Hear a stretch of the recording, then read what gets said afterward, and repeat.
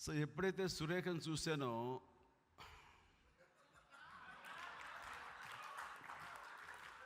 ఏంటి కొంచెం కొంచెం ఏంటి అందామా అందామా అనేది స్టార్ట్ అయింది. నో, ఎస్, వద్దు, మన కెరీర్ మనకి ముఖ్యం. ఇప్పుడు 4వ సినిమా 5వ సినిమా చేస్తున్నాం.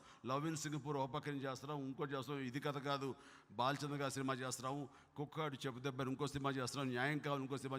ఇప్పుడు మన ముమ్మరగా సినిమాలు ఉన్నాయి, చేతితో సినిమాలు లేకపోలేదు. సినిమా తర్వాత సినిమా ఊపిరి సలపకుండా ఉంది. ఈసారి కాదుకూడదు అన్నాను. మళ్ళీ ఇంకోసారి ఏదో టీకి ఇంటికి రా బాబు అన్నారు. ఎందుకు వెళ్ళకూడదు అనుకునేవాడిని. కానీ ఆ అమ్మాయితో చూసిన ఫస్ట్ చూపులు మళ్ళీ గుర్తుకొచ్చి ఇంకోసారి చూద్దాంలే అని చూసేసరికి ఈసారి కాఫీ పెట్టింది ఎవరో తెలుసా?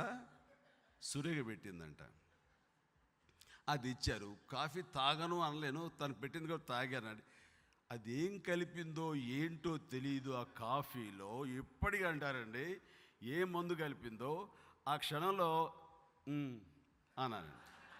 ఇంకా అంటావా లేదు, ఇంకా అనేసాను. ఇంకా అనిన తర్వాత చూస్తుంటే నేను కళ్ళు తెరిచేసరికి పెళ్ళి అయిపోయింది. ఆ పెళ్ళికో పెద్ద తతంగా ఉంది.